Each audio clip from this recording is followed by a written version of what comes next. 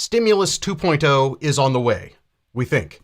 If you're counting, it's technically the fifth bill they're starting to piece together. I'm calling it Stimulus 2.0 because pretty much all of the 1.0 stuff happened at once, and now a big part of that is ending. The extra $600 a week of unemployment benefit expires this week. The government scrambling to figure something out to get it or something like it extended, along with some more financial help.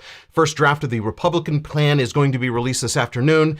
It's expected to be $1 trillion. That's a third of what the Democrat plan was that was passed in the House back in May. Nothing like waiting to the last minute to get all this sorted out. What should we expect? Likely another stimulus check will be coming. Probably that will be $1,200. Exactly who's going to qualify this time, that's still up for debate. Also likely some of the $600 a week unemployment benefit will be extended, but probably not the flat $600 a week. We'll see how that works out. The clock is ticking. But today on Dumb Money Live, we're looking at another side of the stimulus. We're diving deep into how additional stimulus will affect the stock market, how we're preparing for the various possible scenarios, and we're going to reveal our favorite stimulus stock picks. This is Dumb Money Live with Chris Camillo, Dave Hansen, and Jordan McLean. Streaming live on YouTube. We are Dumb Money. Hey there, Dave here along with Chris and Jordan. Welcome to Dumb Money Live. Monday morning on a big week for the future of the stimulus and the extension, the economy, all of this stuff going on. But the first thing we have to do, because it's Monday morning and everyone's sleepy, including the YouTube algorithm, is we need you to smash that like button. Have both of you smashed it already? Boom. Right there, Dave. I got my smash in. No, but I did like the smash button. So. I love the smash button. Done. Ooh. All right, and Chris, you're back. You're back in your home studio, looking more like you're panning for gold than ever. I don't understand your facial hair situation. How was your trip? Dude, it was so great. I am so refreshed. I can't even tell you the last 2-3 days of my trip. All I wanted to do was get back and start working. Like I am so freaking excited about the next 3 or 4 months of trading. I just want to research and work and get trades on. Like I feel like, but the few weeks before this trip, as you might have noticed, I was just kind of fading away. I was so overwhelmed by We've been going nonstop since February, right? Like nonstop. Yeah. And I haven't left my home. I didn't realize how badly I needed just to get out, not even think about stocks. I thought a little bit. We did a couple shows when I was there, but I was gone the second that show was over and wasn't thinking about anything. But man, just getting that reset was so important. As a trader, as an investor, you get so in your head with this stuff. And I love it, but I can't just do it. I can't do it 24/7 for 5 months straight without even taking a break. And it was awesome. Man, let me tell you this, by the way. If you are a virus cautious person like we are, like I am, do not go to Mississippi, okay? Do not drive through. We went to Florida, of course, but we drove. We drove to Mississippi, and we stopped in Jackson, and man, dude, They don't recognize this thing at all. They don't recognize this virus at all. No one wearing masks. Even the guy at the hotel wasn't wearing a mask. I get in the elevator and people are walking out with no mask out of an elevator. That's my worst nightmare. Yeah, that's crazy to me. Literally envisioning the aerosol virus in that elevator, and I'm like, I literally would get in and I would close my eyes, okay, on the way up the elevator while I'm wearing my N95 mask with my eyes closed, okay, going up to my room. Here's a picture of you and the family. That was us. fully masked up. That's so on the way back, I was like, I'm not stopping through Mississippi. So we stopped in New Orleans, right? And let me tell you about New Orleans now. First of all, the Ritz-Carlton New Orleans. I had a lot of points. I haven't been spending. I've been like getting more points for my credit card, as you know. The Dave Hansen's YouTube channel. Hey there, Dave here. If you want to know anything about credit card points, that is the channel to watch. But I got the Ritz-Carlton card, and I have like 1.2 million Marriott points now, and I used them for free stay. at the Ritz, and they did an excellent job. They had the plexiglass at the check-in counter with a guy with a mask behind it. They had signs everywhere, you must wear a mask, even though some people didn't. But here's the thing about New Orleans, dude. That city, oh, dude, it looked like it was like the apocalypse, post-apocalypse. Like I can't even put into words how distraught it was walking around that city. Like nobody on a Saturday evening. Nobody there, except for some local drunks on the streets. I mean, are the bars closed there? The bars were technically open. Nobody was there. No, I mean, it was the most depressing. A lot of it boarded up. A lot of places boarded up, even right around Bourbon Street. We walked to get some beignets at Cafe Du Monde, my favorite. We walked all the way there. And didn't go in because I realized the window to buy them was inside. I'm not going to go inside, right? We ended up finding a Cafe Du Monde drive-through on the way out that we went through. And even that for me was a little nerve-wracking because you know how we microwave our to-go food here before we even eat it. But it was great, man. I'm ready to be back. We got so much to talk about. I already have shows in my head for the next 2 or 3 months. And we got the election.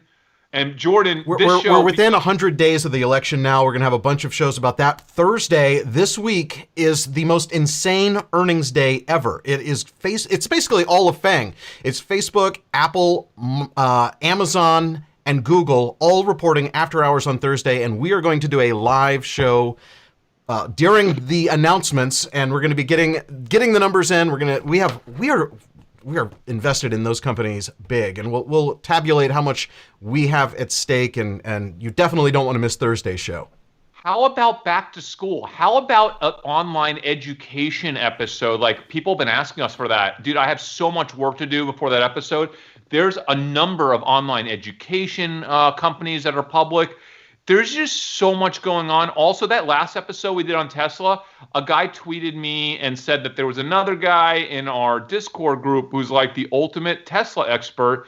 And we need to research him further, but I feel like we need to do a follow-up show with that member, that Dumb Money Discord member, on the show. If he really is that in on all the Tesla stuff, I'd love to have him critique our show. Tell us where we were wrong.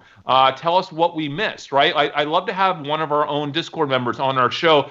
Can we figure out how to do that in the next few weeks? I think that'd be awesome. No, absolutely. That'll be great, because debunking all of the Tesla rumors and what's true and what's not, and what you can count on actually happening versus what Elon says is going to happen.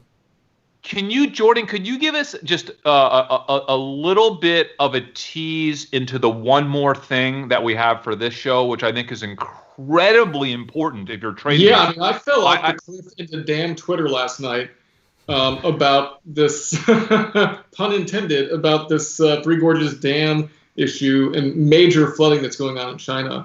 Could have huge impacts to people's lives, first of all. Already has displaced millions of people, could displace a whole lot more, could kill people if anything drastic happens. But yeah, we need to talk about it. But yeah. I want to get your views on that later, Jordan, because I also tried to get pretty deep in that late last night. I was honestly, I had my stimulus trades, and if not for that, I would have put on these stimulus trades this morning, but I was kind of afraid to do it because of that. So we need to talk about that before the episode's over. But Dave, on stimulus trades, listen, I've been moving so fast. I drove 8.5 hours yesterday back from New Orleans in the rain. Wow. My mind was a different place, but I did some meditation on stimulus trades, Stimulus 2.0.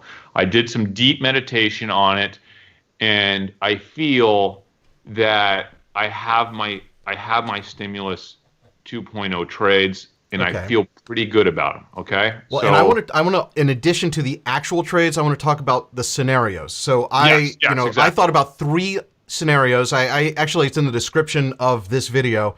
The unlikely scenario is that the expiration of that $600 a week benefit is going to happen, and no additional stimulus will happen. Very unlikely. Something has to happen. I think more likely, but we should be prepared for that. What if nothing happens? We should know what we're going to do. More likely is the new stimulus plan, some added unemployment benefits, and possibly those will be done in time and we'll have an uninterrupted flow of the additional payments. But more likely than that, the new plan will be announced and there's going to be a delay in implementing it. And so there's going to be this little window where people who were getting the $600 then drop down to just getting their state benefits, then they get bumped up to some different amount that may or may not be $600 for them. It may be less, it may be more, depending on where they are and their percentage. It's basically now going to be, at least the thought is, it's going to be based on a percentage of salary replacement. Okay, but let's talk about the process for that, because the Republicans will release their plan in detail today. They have not. It's already been leaked. The New York Times had it over the weekend, but I don't know if it was who it was from, but the kind of bullet points of what they are trying to put in this thing is coming out at, I think, 4:30 Eastern today. But the set. Okay, let's talk about the biggest thing in this plan. Okay, the biggest thing in this plan for us as investors, right this second at least, is that $1,200. That is strong. Okay, I was actually shocked when I heard that they were going to come out and do the full $1,200. Do you know what that means? I think let's just talk about what this was last time so everyone understands this. That is $1,200 per person. So to a family that meets the income requirements, under $75K per person, I think it is, or under $99K for the family, that's $1,200 per person. So that's $2,400 plus a child credit. Is it $500, $500 per child? I think it might be $500. So if you have one child, right, or two children, that potentially is $3,400, right? Or I don't know if it's capped at one child or how it works. I forget. But basically, and we don't know that it's going to work exactly the same or who's going to qualify. I think they're kind of reworking the qualification thresholds. But again, we don't even know what the Republicans are going to propose as a counter to what the Democrats have already passed in the House. So it's kind of just all up in the air at this point. Yeah, but I think you're likely looking at a $20-something $100 average payout per family. It's going to be somewhere in the 2,000 plus level per family. Cash check, okay? And it will go quicker this time because I have the system hopefully worked out a little better this time. As an investor, we'll get back to this later in the show. That's the most important piece in terms of man, cash in your pocket. Where is it going, right? That's a big chunk of cash in your pocket, and everybody gets it. That's under an income requirement. And this is the important part, whether you have a job or not, okay? Because the people that have jobs that are doing just the same as they were before, that get an extra $2,000, $3,000, $2,500 in the pocket of their family, that's the money I'm looking at, okay? So that's the money I want to know where that goes, because the people that don't have jobs that are scraping by, for the most part, if we look at what happened last time, a lot of that money went to food and rent and just kind of getting by, okay? Yeah. And it's sad, but that's the truth of the matter. But as an investor, it's the 70% or 80% of people that actually still have their job, right, that are doing just fine, right, and that they're getting extra cash in their pocket. That's what's interesting. But what I was confused about, the Republicans keep saying 70% income replacement for the unemployed. I'm like, why are they using a set? Just tell us what the number is. I'm curious to see what the number is. I know it was rumored $100 versus. There's no way they're going from 600 to 100. That's not happening. Okay, that's not happening. Well, it would be a different number. It would be a different number based on your wages. So the state gets you to whatever their number is, and then the federal would be a number on top of that. But for the lower earners, it would be less than 300 or 600, and potentially even less. And as your wage goes up to get you to 70%, that dollar amount goes up. So it's not just a flat fixed number for everyone. It really depends on your wages. And I saw a really good animated chart on some website that kind of showed the averages at various wage levels and where that number would be, and it's where different by state and all of these things. I didn't see that. Can you give me an idea? Is it roughly $200-300 a week? Is it $400 a week? Again, it varies. If you're in the lower income, it could be $50 a week. If you're in a higher income, it could be $800 a week, because it needs to get you to 80%. That is what it's like a what is being graduated scale type deal. Yeah. yes, that's what's being proposed. Okay. Yeah. So hasn't officially been proposed, but has been rumored to be what they're talking about. Right, which would be way more complicated to implement too. I mean, they don't have a ton of time to get this money out. You know what I mean? I don't think it's going to happen. Like that's another barrier that can I just Dems say will kick down the. I think that they're using that as a negotiation tactic because at the end of the day, don't you think, Jordan? Don't you think?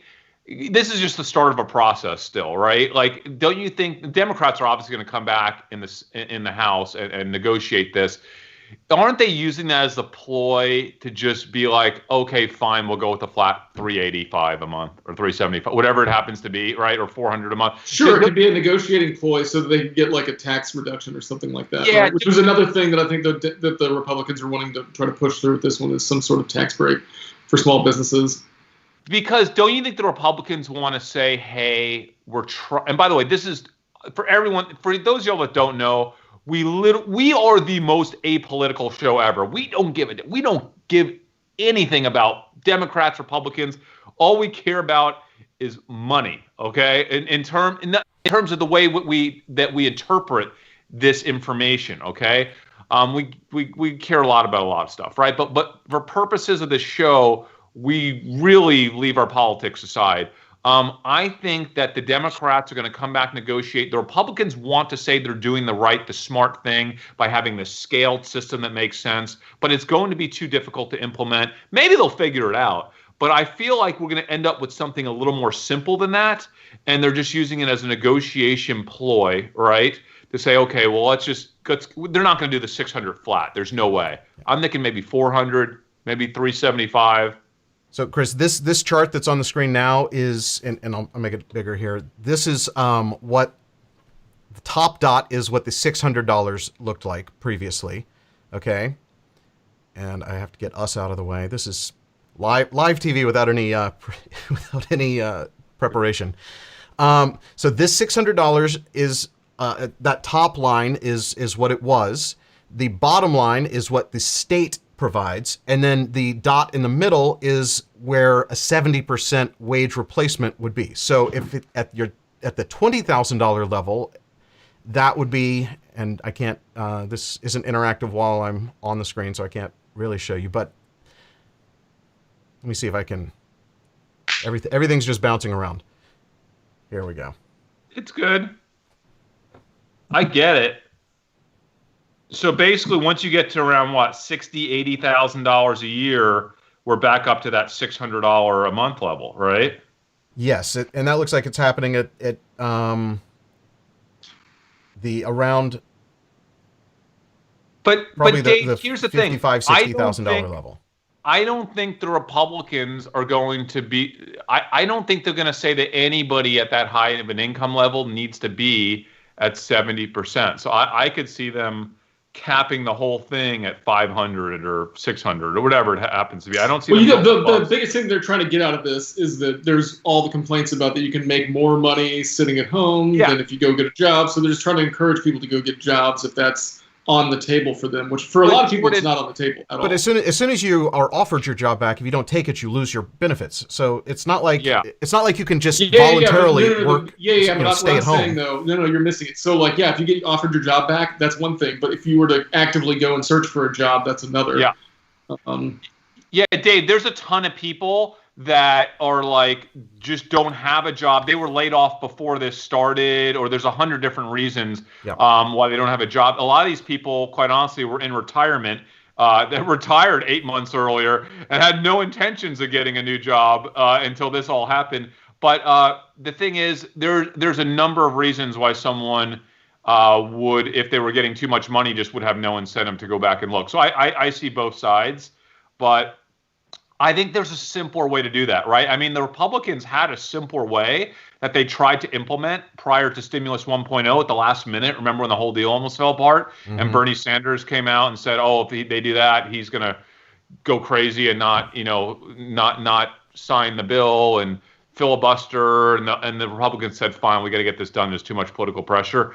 I think there's probably a simpler way. I'm looking forward to seeing how they do it. I almost don't think it matters. And here's why. I think that over the next 3 to 5 days, it's first of all, the Republicans are going to announce their plan today. The Democrats are going to hoot and holler, "Oh, this is ridiculous!" You know they're going to. They'll be like, and there's going to be a terrible fight for the next couple days, right? The market will probably react negatively, probably, right? Yeah. And then around Thursday or Friday, right? They're going to be like, "Oh, we came up with a compromise plan that's probably more simple than what the Republicans will come out with today." And I guarantee you, because what? We're how far from the election cycle, Dave? 90 days? Yeah. They're both going to we're going to get a deal done. We're going to spend a lot of money doing it. Do we all agree? We're going to spend a lot of money doing it. Democrats have come out with $3 trillion. Republicans have said $1 trillion. It's going to be $2 trillion. They did 2.2 the last time. It's going to be. We know what's going to happen. It's just a matter of getting there. It's just a game. We got to play the game. And in the meantime, it's just giving YouTubers something to talk about and giving everyone. We don't have a water cooler to chit chat around anymore. But this is starting the conversations on Twitter and Facebook, and this is just a part of the cycle. It's exhausting, so is what it is. I love this. I love this. Now that I've had a vacation for a week, I love this. All right, so one, I think it's going to end up not at $2 trillion because the Democrats with their another $3 trillion, that was so over the top. I think it'll probably end up somewhere between 1.3 and 1.4 trillion. We should do our predictions. Okay, I'm going to say 1.8. 1.35. 1.35 trillion. I will take 1.5. 1.5. $1, Bob. Okay, 1.35 for Chris. I say 1.8, and Jordan, you said 1.5? 5. Yep. All right. Okay. I've logged it in this official record-keeping document here. So I actually think the real numbers. I think the real number will be 1.4, but I think I'll still win at 1.35. Well, you get the under on the Yeah. Well, no, I'll give it. No. It's the closest. Closest, or are we doing the closest? Just straight up closest. Okay. Yeah, straight up closest. Yeah, isn't that? Yeah, we'll give it. We'll give it. Okay. All right. So I think here's the thing. I think a deal. I know. I don't think. Let us know in the chat. It looks like we also have some guesses coming in. Go ahead and log your own guess. We're not going to be able to tabulate what everyone said, but let's lock it in. We'll get it on the screen here so that everybody can have bragging rights on Friday when this thing magically gets done. I know a deal will get done before the weekend, right? It has to get done before the weekend. And I know, or at the worst case, Sunday night, right? Yeah, Sunday night. Worst case. Because otherwise, the market would. What would the market do on Monday? Oh, it'd be bloodbath. We're going to be on stimulus forever. The heroin addiction will never get off. Okay. Well, that's the thing, right? So, when does it all end? Does it end when we get the vaccine, which is the middle of next year? I don't know. It's crazy. Jordan, does it end? And ever. It's never, ever, ever going to end. Okay, so 1.5, 1. I think we're all look at everyone's pretty close with us. 1.4, 195, 21, 299. $100 trillion. Now I'm afraid someone's going to steal my 1.4 and beat me with the clean. Well, no, we have our own numbers locked in. The real competition is the three of us, but this is for bragging rights among chatters. Okay, so here's the thing, guys. It's happening. It's going to get done. We know it's getting done. I'm going to say it right now. I think it's a big deal. I think it's a really good, positive, big deal that we're getting this done. I mean, I'm not saying it's the right thing to do or the wrong thing to do. As an investor, I have been looking forward to this stimulus all month because, man, people don't understand. There is nothing like fresh cash. Okay. Injecting. People don't. My first, one of my first phone meetings I had with, I won't mention him by name, but my closest and the Wall Street guy I respect more than any other. He helps run a big hedge fund, and he said, Chris, I don't think people realize, this is when Stimulus 1.0 happened, and I was talking to him about how they saw the next few months unravel. He said, I don't think people comprehend the implications of $3 trillion of Fed and and stimulus, right? Like that, it's that $3 trillion is such an unprecedented number. People don't even understand what that does to the economy. They don't understand what that does to pockets. And we're about to inject I don't even think they got the full $3 trillion dispersed, by the way. But this one, it's been allocated but not dispersed. I think there's still $1 trillion unallocated, or allocated but not yet dispersed. Yeah, when they're like small business, wasn't it like mostly small business funds that haven't fully dispersed yet? It was so weird the way it was done, but this, I mean, to throw out another $2,000 plus per family to continue the unemployment, even though it won't be as crazy as it was before until January, which is what's going to happen, obviously. They can't say we'll continue it through December 1st. It's too obvious that it's political, right? So they have this really nice date of, we'll do it through the end of the year. But what does that really mean? That means that, okay, both political parties can like not have the headache of this, right? Going through the election cycle. So we're going to get a nice fat stimulus, okay? We're going to get a nice fat stimulus that's going to juice. Either you can look at it one or two ways. It's either going to juice the market or put a floor on the market, right? I think for some period of time.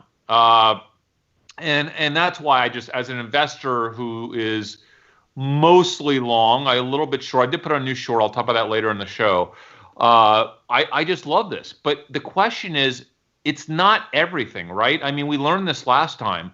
There are winners and non-winners. I don't know if there's big losers from the stimulus 2.0, but there are definitely those that will win more than others. So do you want to start? Let's talk about that. I mean, are there any that pop in your mind? And by the way, let's talk about where people are spending, right? Because there are some stats that have come out about what people have spent their initial rounds of stimulus on. Yep. And surprisingly, I mean, the biggest portion has been paying down debt, paying your mortgage, and paying bills, right? And so that's the stuff that really doesn't get us super excited, but you can also think about it as there's some REITs that support some of these things, and so that's gonna keep liquidity going into some of these REITs that have like home mortgages or apartments and things like that. The other thing to think about is maybe even credit cards, right? Because and I don't know which side I want to play on this, because one is that maybe it increases spending on credit cards, so that could benefit Visa and MasterCard. The other is that people are paying down their credit card debt, which means that they're going to be I feel like these credit card companies like to have people maxed out, because then they're paying the 18% interest and paying the minimum payments and all these things, right? Yeah, so we saw terrible earnings from American Express because of their business spending, right? And the Visa and MasterCard, those are still doing well because people are continuing to use their credit cards. Well, but I think what I think you're seeing is spending flattening out right now, and it's not going back full on to the pre-pandemic levels. And so people are getting nervous that they're going to lose the $600 at this point. It looks like people were in spending crazy when they first got the $1,200 checks and the $600, and all of this was immediately spent, and then we have seen a slowdown in spending, and I think spending, as soon as the $1,200 to $2,400 checks clear, we're gonna have another spin fest, right? Well, could we just talk about the research first? I think it's really important. I spent a lot of time looking into what people did during Stimulus 1.0, and I think a lot of the articles are just junk out there, and here's why. Let's not mix what people said they were spending the stimulus on versus what they actually spent, because 95% of what I read, the article would like have a headline and talk about it as in, here's what people did are doing with the stimulus, and here's what they did with the stimulus. But you're like, okay, they said here's what they did, but it was really just self-reported, here's what I'm doing. And a lot of it was using forecasted what people said they were going to do before they even got it. And so I spent, as you know, a decade in the market research industry, building one of the largest panels in the world, eRewards, Research Now. And I will tell you this about market research. It's mostly completely junk. People do not do what they say they're going to do. They didn't even do what they said they did, okay? So if you look hard enough, you will find some data about what they actually spent their money on. But you don't even need to do that, because the truth is you could just look at what companies reported better right after that stimulus, right? But let's go to some of the research. I think what people said they were going to do, Jordan, is what you're referring to. Yeah. You're right. Pay down debt. And then we know that happened. That did happen. Food, right? Bills, mortgage. Rent and mortgage. Yep. Yeah, rent and mortgage. But here's the thing, guys. We're talking about, of this 1 trillion or 1.4 trillion, we're talking about, like, I think I estimated somewhere between 200 and 300 billion of that is going to go in this one-time payment. I think 2 to 250. Well, so let's just say we have $250 billion that is being sent out instantly. Cash money. $250 billion in cash money getting sent out. The fascinating thing, guys, is that let's just say that 80% of that goes to food and paying your bills and rent and all that stuff, okay? The other 20%, okay, is still like $50 billion. Do you have any idea how much $50 billion is when it's dispersed all at once and people are spending it all at once? So I was looking at what people said they were going to do, and what was fascinating to me, I'm just going to, there's 3 areas here that I'm excited about. The first one I'll talk about right now, 5% of people, 5% said that they were going to spend their stimulus on video games. Okay, 5%. Now, 5% might not sound like a lot of money, but 5% of $250 billion is $12 billion. Okay, now think about that. Think about that, okay? Now, that's just self-reported, right? But if that number were correct, that's 12.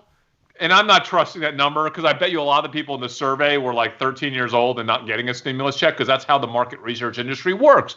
The market research industry pays people to answer Whoever's surveys. willing to answer a survey, Yeah. exactly. And guess who is really willing to spend half an hour answering a survey for $2 $2 junky points Yeah. that they could redeem for a gift card?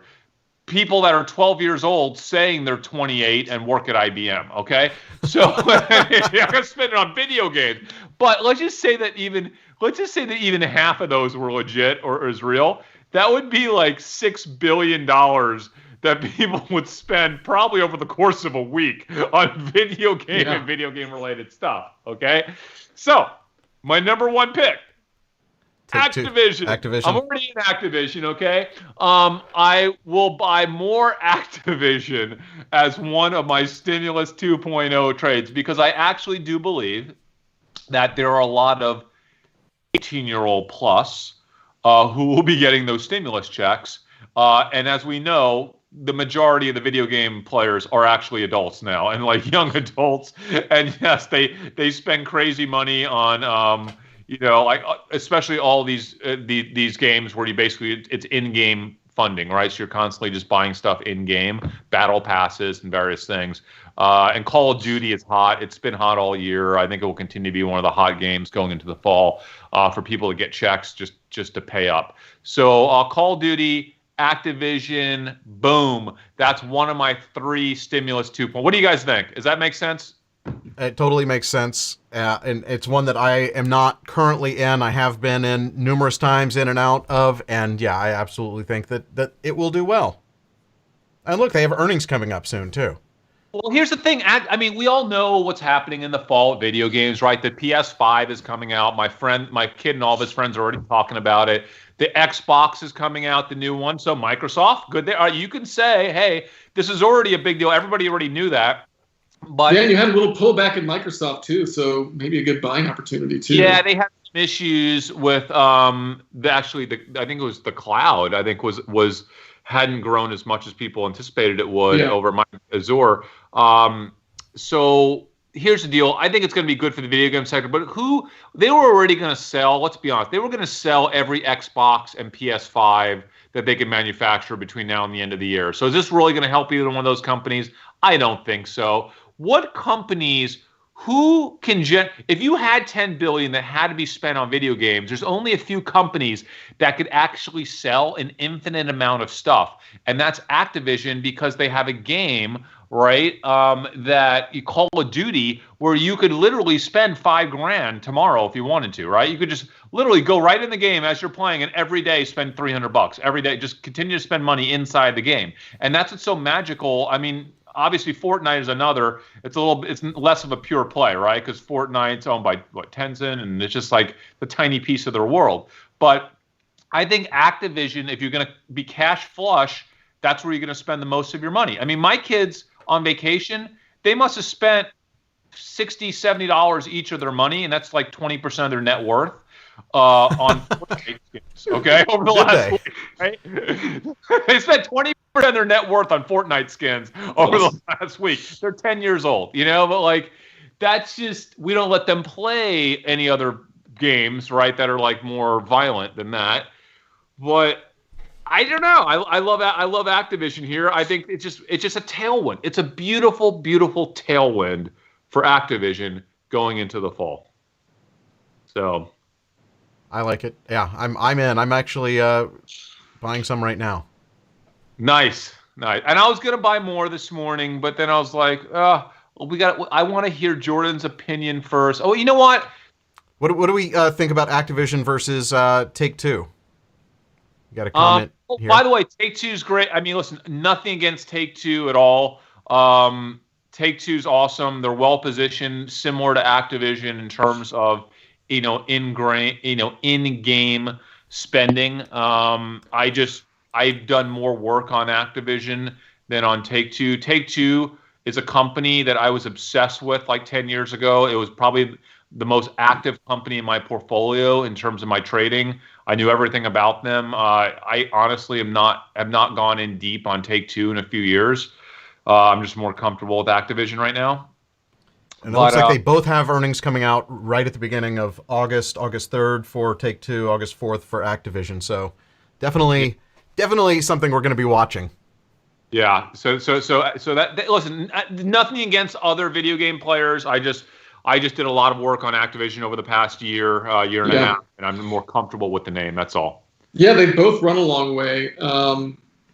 That's going to be the tough thing, right? Are they going to be able to meet earnings? But are they going to be able to meet, what people are expecting out of them for earnings? But if there was a time for video game stocks, like this is it. A lot of people have a lot of time on their hands, and an extra few bucks coming in, right? Yeah. And excitement around the new gaming cycle too, right? I mean, it's just, it is so exciting playing on a new platform with faster chips, faster load times, new feature sets in terms of the way people can communicate. And there's some cool stuff coming out in the fall. And I think, listen, there will be a lot of buzz around video gaming coming in the fall, right? Anytime you have a new refresh cycle, that's honest. It's tremendous excitement. It's when every kid's getting their new platform. They're all going to be talking about it. They're all going to be playing games on it.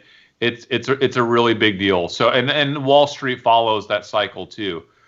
So are you you're straight stock now? Are you considering any options? Because I know that we've done options play on this company in the past. We've done very well with it. I'm right now. I don't have any options in it, and there's too much going on. There's too many different trades right now for me to focus enough on one to develop the confidence level to be, to get in on options right now. So no, I'm playing equity. Pedro wants to know why not Nintendo. Every Switch is sold out. No one can find one anywhere. And Pedro, we saw your what do you call it, the money chat. When you press that $sign and send some money. I did see it. I want to acknowledge that. Thank you, Pedro. Pedro, I love Nintendo. I've invested in Nintendo on and off over the past 2-3 years.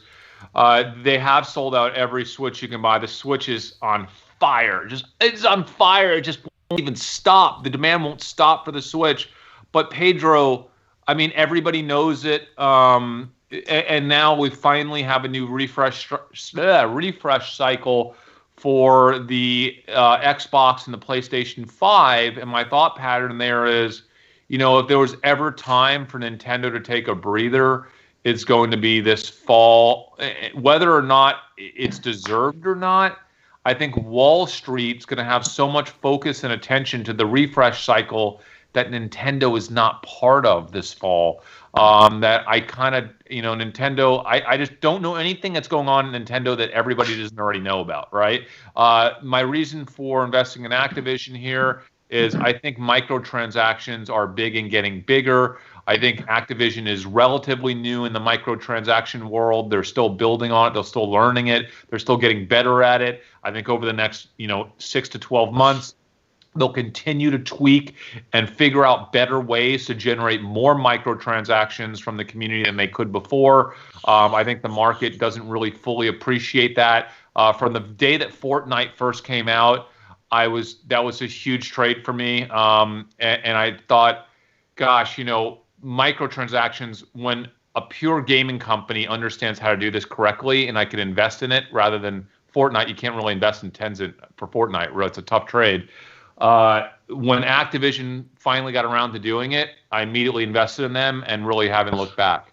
So you're looking at any technology ingredient plays behind these new platforms. Mr. Gertrude brought up the AMD providing chips to both Xbox and PlayStation. I don't think there's anything wrong with that. It's just not my style of trade because the market already knows about the refresh cycle. They're already trading that, right? That's part of AMD's story. I think the microtransaction story, while it's fairly digested, I think it's so big, Wall Street really can't wrap their heads around just how big it is. I think in 3 or 4 years, we'll look back at the gaming sector, and it's kind of like when software moved from, paying for software and refreshing it every few years to SaaS, right? Like microtransactions is essentially SaaS for gaming, a software as a service, because the money just doesn't stop flowing. It just doesn't stop. And I see it every day with my kids in Fortnite. They are earning money for doing things and immediately spending it on microtransactions. And by the way, the thing I love as a parent about microtransactions for games is that it's not like physical crap that they bring into the house that then has to find a home once they get bored of it. You'd rather they buy digital crap that you don't have to deal with than the physical crap that you have to find shelf space for. Or I love it so much. Secretly throw it away. I just told Amy on vacation, I was like, isn't this great that like they're not buying this junk anymore with their stuff? It's just this invisible stuff that once they get bored, it lives in the game. And we don't have to look at it, and it's fantastic. You get a nice, tidy house. Right, totally. It's the greatest thing ever. That's great. So I love it. I don't think the story is fully digested by Wall Street. And listen, this stimulus money, I think, is just one more thing, one more tailwind that, again, I'm not sure if it's fully digested. It's not a high conviction trade. It's my stimulus 2.0 tailwind trade. I just want to be in Activision, maybe a little bit more in Activision going into the fall. That's all. All right. So video games, check. What else? What do you got? I know you guys been thinking about. So that. mine are super lame, and they're not. I mean, they're kind of stimulus. They're kind of. They're kind of just sell like, it. No, I'm serious, and they're kind of just what trends that I see happening, and I think stimulus plays into it a little bit because of needs, but basically restaurants aren't opening. People don't want to work in restaurants. These waiters and waitresses are like, heck no, I don't want to wear a face mask, and I'm uncomfortable all day. I'm not going to do it, so I'm just going to take my stimulus money. And so I think grocery stores are going to continue to do well. I'm really looking at Albertsons, and I'm looking at Sprouts. Albertsons because it's way undervalued. Just went public. I think people are spending a ton of money at grocery stores where they used to not. Before they used to go out all the time, and now people are just locked in. They're locked and loaded. Restaurants aren't going to open up for a long time until we get the vaccine. And then Sprouts because I think people are. There's the stock chart for Albertsons. Let me just spread that out. Yeah. They just went public. Yeah. I think it's interesting. They're like an 8 multiple. And then Sprouts, I think people are going more healthy. Sprouts sells like, I don't know, 80% produce or something like that, 65% produce. and people going healthy, I think is a trend, especially when they're locked in at home and they're looking at themselves and they're like, you know what? Yeah. Oh my gosh! Can I just say something? First of all, and don't take this the wrong way. I mean, first of all, that is such a Jordan pick, okay? And it is so lame. It is so lame. I'm glad you gave this setup, because otherwise it would have been even more lame. Albertsons, that is your stimulus 2.0 pick. I mean, I love it that you said it, because who knows? It might just be the greatest stimulus 2.0 pick of all time. I just way. Sprouts is public, and they're growing, right? So they're actually a growing company. So they're trying to open up new locations. SFM is the ticker. It's so crazy to me. Like the fact, you're right, Jordan. They are growing, and I don't even understand why. Because it's like, I feel like it's so counter everything that's happening right now. And what are you talking about? It's everything that's happening during this whole period. Maybe this period year, is lasting longer than you think that it's going to last. Okay, you might be right about that. And okay, it could change people's trends. Like they could people could figure out that they really like cooking at home. They feel healthier, right? They're doing something for themselves, and they're able to use that money in different ways, either for investments or paying off debt, or getting a nicer house or whatever, instead of throwing money away at the service economy.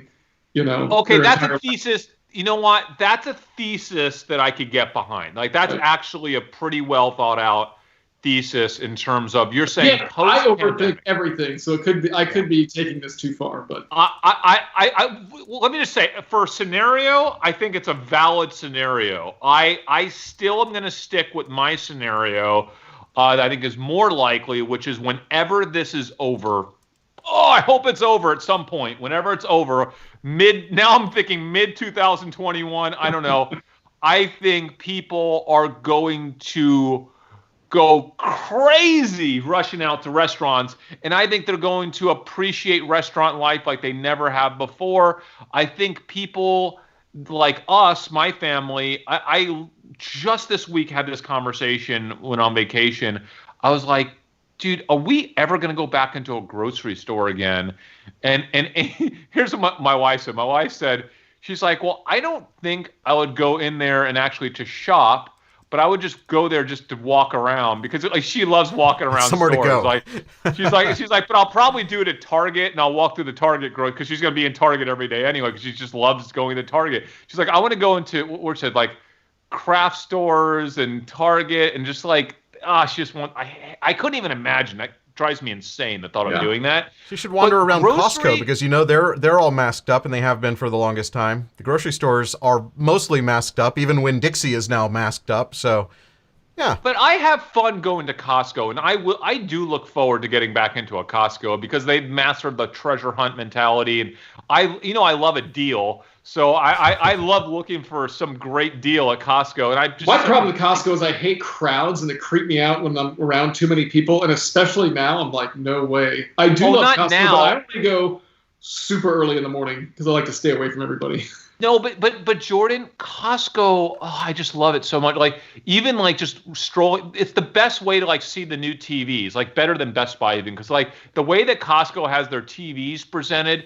It's just right when you walk in, there's like an 88-inch 8K TV, and you're like, you want it so bad. Like every time I go in there, I'm like, I'm gonna do it, and I never do. Oh, really? See, I skip right past the electronics section. I don't care. I love every section of Costco. I love it. We do the tasting the food section. I love strolling through the meat section. I like checking out the office chairs and seeing if they have a new piece of luggage there. I mean, I love every bit of it.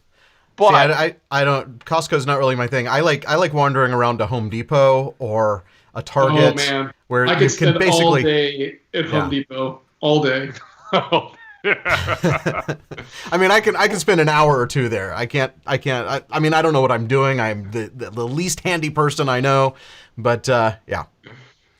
Dude, Albertsons. All right, I get it. I get where you're coming from, but hell no. Albertsons just because it is trading at 8 times right now. It looks so. Can I just say this? I saw in the comments someone talked about Blue Apron as being a possible stay-at-home version of that. Here's the chart on that. You have thoughts on that? The only company I hate worse than Albertsons in the food sector is Blue Apron. I hate Blue Apron too. I think they are the junkiest company. I can't get, even if I just can't get myself to invest in either one. I think Albertsons is run so badly. I think their stores are mismanaged. I don't necessarily agree with that. I do think they were in growth mode forever, so they've got a decent amount of debt just because they bought so many. They own all the grocery stores now, right?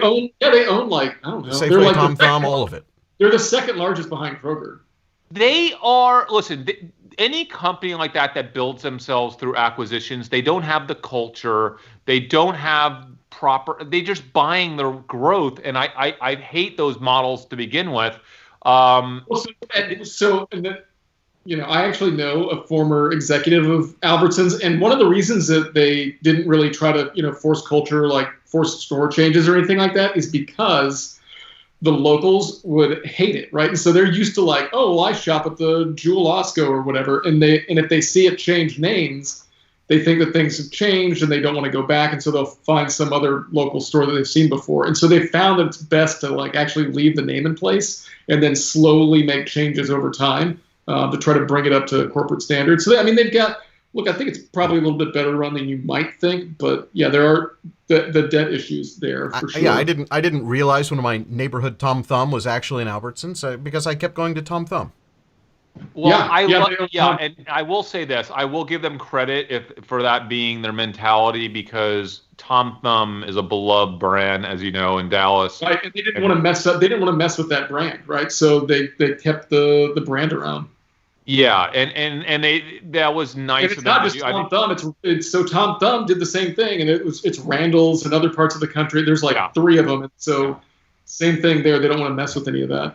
Okay, so and then they can have like multiple grocery stores in the same city and have different brands based on people's loyalty to one over the other. But all their generic house food is all the same. I'm not excited about your trade. I understand it. Yeah. I do understand. I don't even know if I'm going to make the trade, to be honest with you. So I'm looking at it. All right, listen, Jordan. I do actually understand it. I get it. It just feels counterintuitive to the long-term trends post all this, right? I don't know. This isn't a 2 or 3 year trade. This is probably a 1 year trade, I think. Oh, okay. That seems super reasonable. But know that the market's going to be aggressively looking forward when we see the light at the end of the tunnel, and that's my concern. That is my primary concern. That's a good point. Yeah, that's a good point. And so, but the other headwind here that you've got is deurbanization, right? And so I feel like that helps the grocery store. When you're out in the suburbs, you go to the grocery store. When you're in the big city, you go out to eat all the time. Okay, so maybe that's another. Can we talk about deurbanization for a second? Because this is another thing. I've been thinking a lot about it.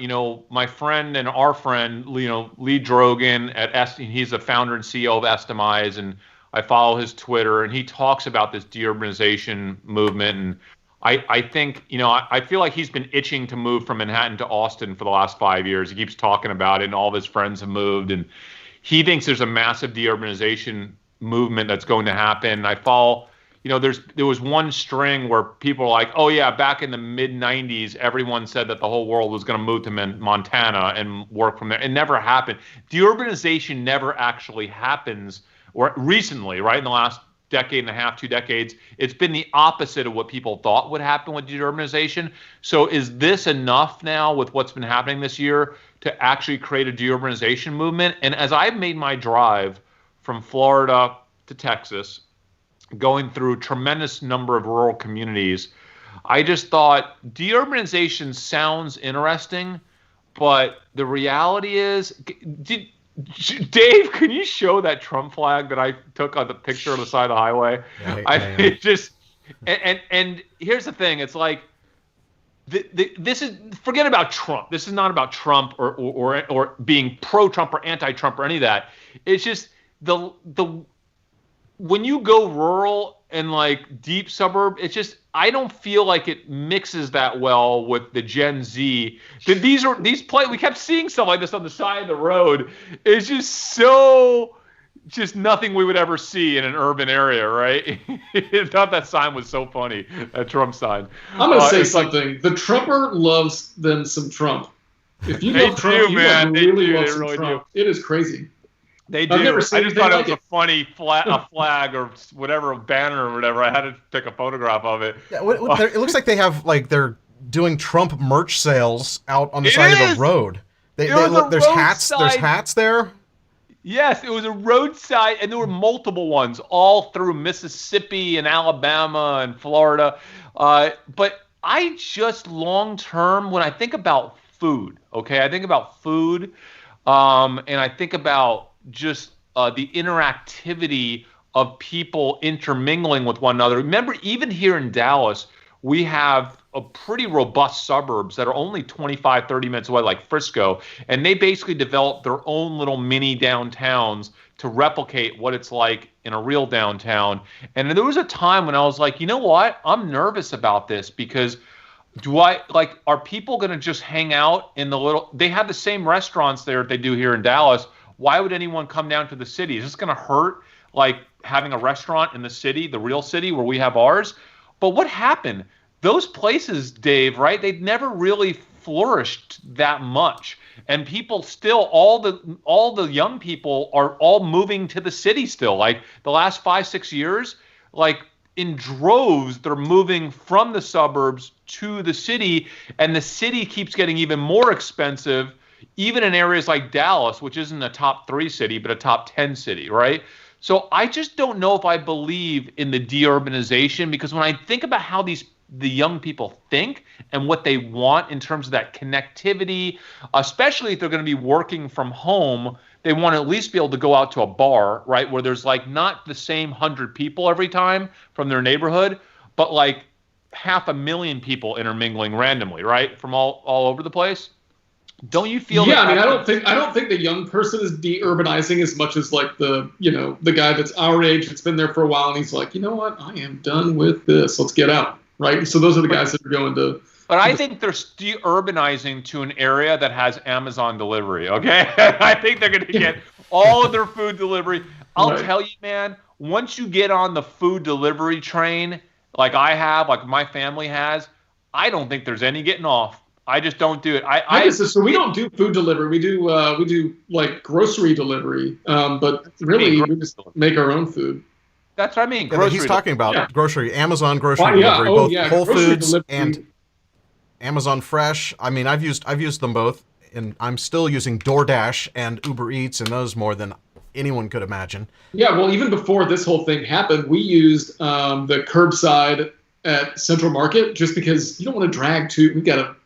At the time, 2, 3-year-old and a 4 or 5-year-old, you don't want to drag those kids to the grocery store. It's insanity. So you just pull up, they throw it in your back. Now you're scaring me. It's amazing. Jordan, you're scaring me about our big investment that we made in kid carts.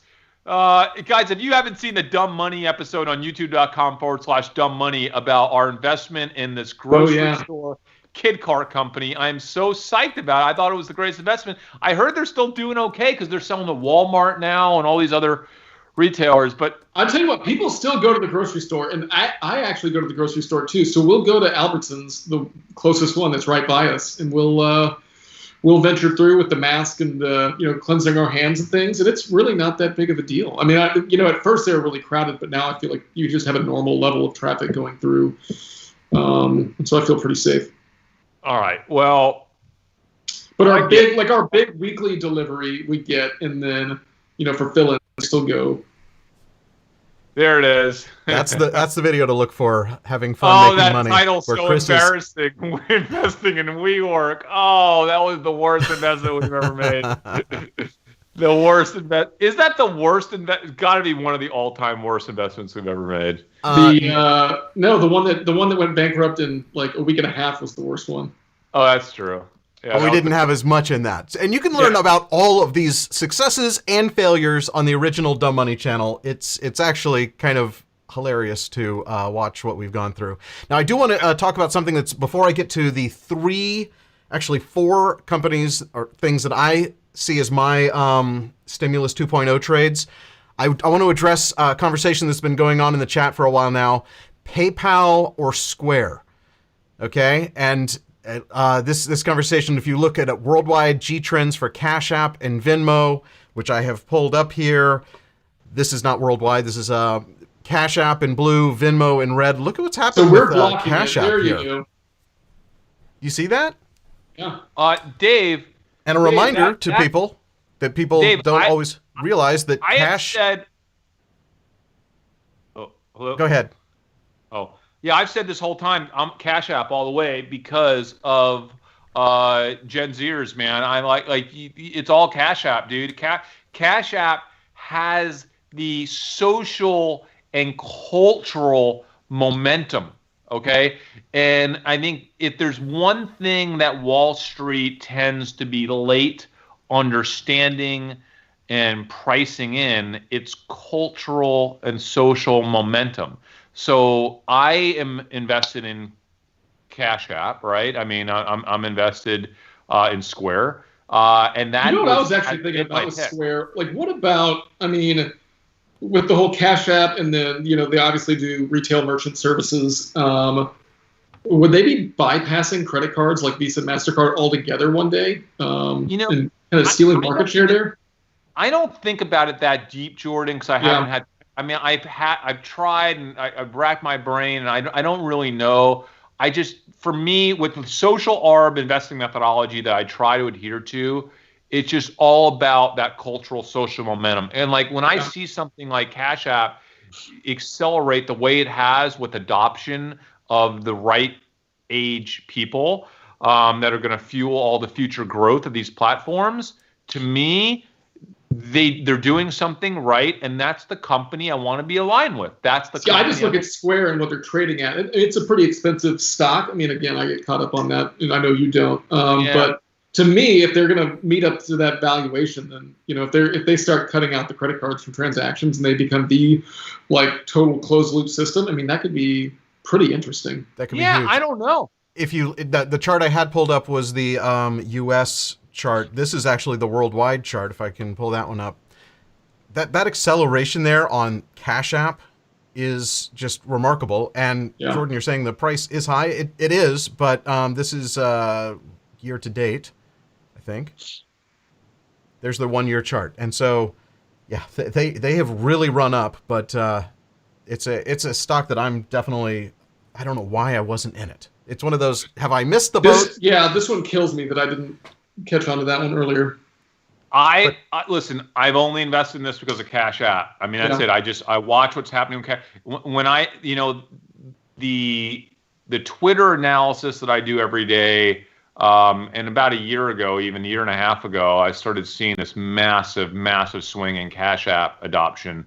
And I would do a lot of searches like Cash App and Venmo together, because I want to see how people speak about the two in terms of should I do this or that, and a lot of what I saw was a lean towards Cash App. Okay, and so I like what I was watching, and I'm happy to be in it. I don't overanalyze the company though. It's not like a super high conviction trade for me, but it's something that I'm happy to be in. Well, and one of our Gen Z users says every single college student and high schooler uses Venmo. Beer money, spotting somebody's burrito, paying a haircut. I thought I was old school in using Venmo, but if Gen Z is also still using it, but that acceleration in the G trends of people looking for Cash App, that's the interesting thing to me, because we use Venmo exclusively. I've never downloaded Cash App. I know about it, but when we pay a babysitter, or when we used to pay a babysitter before this whole thing happened, it was always Venmo. Okay, so I'll say this: I will take that feedback. Thank you, whoever said that, and I'll start. I'll make sure that that what I used to see, I'm still seeing. I wasn't aware that. Like I said, it's not everyone's with Cash App and not with Venmo. They're both killing it. They're both slaughtering it. But I did see more of a lean towards Cash App. So I'll see if that's still the case. If I think something has dramatically changed, I would maybe think differently about that trade. So Dave, you got 4. I got 2 more, Dave. So why don't you do a couple of yours? And we'll And two of mine are basically the same thesis. They are the people who take their $1,200 and immediately put it in their Robinhood account and immediately buy some stock with it. What are they going to buy? Tesla. They're going to That's buy my a number fractional one. share of Tesla. Yes. And oh, by the way, Or some OTM Tesla calls. I've heard that there may be some possibility of a Tesla 10-to-1 split. That's being talked about. We'll see if that happens. Of course. Let me tell you something about Tesla. I just want to say one thing. You know what their best product is? Their stock. That's the best product that they're selling right now is their stock. Yeah. So, by the way, nobody does splits anymore. That would be so weird if they did. That would feel so wrong to me if they did a split, because it just says it's just so manipulative. Yeah. It's a psychological thing that there's no reason to do anymore with all the fractional shares that you can buy now. So you're right. There's no reason to do it. It costs the company money to do it. Yeah. Dave, so you just stole one of mine. It wasn't it is Tesla's part of it. It is the number one thing I see. The number one thing we saw with Stimulus 1.0 was that people took their money and put it into the market, primarily young people that were dying to get into the market but never had an extra $1,000 laying around. I totally agree with you, Dave. I think that maybe one of the biggest things to come out of this stimulus is the stock market, right? Just people putting their money in the market. I think we'll probably see maybe as much as $5 to $10 or $15 billion fresh getting thrown into the market over a short period of time, not dispersed evenly, but put into a small number of stocks. So I think a really interesting strategy to play Stimulus 2.0 would be to look at whatever the biggest Robinhood stocks are during that period of time. And I think, we'll go back to one of my favorites right now, Ford. Ford might be one of them. Tesla certainly would be another one. What about GLD? That's... Are you talking about as a Robinhood stock? Yeah. People buying gold. Are they going to buy the gold miners? They're going to buy GDX. They're going to buy. It's all the rage. That's all they talk about on CNBC. So if you tune in and you're like, you know what I'm going to do? I'm going to go full on gold. Well, just look whatever Robinhood's track. One thing to note on Ford, and it continues to be the number one holding on Robinhood, but that is one of the stocks that Robinhood gives you for free when you sign up. And because it's such a cheap stock, it's one that a lot of people get. So there might be and it's the Robin track counts the number of account holders, not the amount that is being held in that stock. Thank you for, you know why? So that I think is something that you just have to be aware of, that stock is kind of inflated in Robinhood. I feel like such an idiot, Dave, for not. How did I not realize that? I was like, why is Ford? But that doesn't make any sense to me. And two, don't make any sense why Ford. The spike up in Robinhood correlates with the spike up in new account openings across all of the brokers. They've all reported all these new account openings, and if that trend line right there to me says a lot of people were given a share of Ford. Okay, so we know what the 4 or 5 stock, and they're cheap stocks, the cheap stocks that Robinhood gives out. So you have to exclude those from the list. So I exclude Ford from the list because Robinhood's giving out a single share. Big deal, right? I mean, big deal. So we got to look at the stocks that people on Robinhood are actually interested in and buying that aren't getting for free. GE, I assume, is another one of those freebies, right, Dave? I would think so. It's a big cap stock, brand name that people recognize. Yeah. I think now, American Airlines on this list here is probably people speculating. Disney is probably people speculating. Delta is probably people speculating. And then number 6 is one that I have on my list, Apple. Okay, is that another one in your stimulus? That's one of my stimulus plays. Both people buying more Apple stuff because they're back to school and they're going to spend their $1,200 on something useful like an iPad to give to their kids to be able to do distance learning. And it's a stock that people will be wanting to, the retail investors on Robinhood will want to put their fractional shares into. Yeah. or buy fractional Dave, shares of. I could get behind that. I can definitely get behind that as a trade, as a stimulus 2.0 trade. But yeah, more than anything else, we're going to see a tremendous concentration, call it single digit billions to potentially 10 billion plus of stock being bought when stimulus happens, right? I mean, I don't know if it'll be 10 billion, but it'll at least be single digit billions. You know, it could be 3, 4, 5, 6, $7 billion potentially of stock being bought with stimulus money. And that's a big deal because it will happen over a short period of time. Yeah. There might be an opportunity to trade that even through a derivative, trading options even that week when you know the stimulus checks are going out. It's something worth looking at, I think. Is that it? Is that it for you, Dave? As far as ones that I'm investing that are my, people speculating on Robinhood, it's Apple and Tesla. I think there will be a renewed trend of people fixing up their home. So Wayfair is on my list.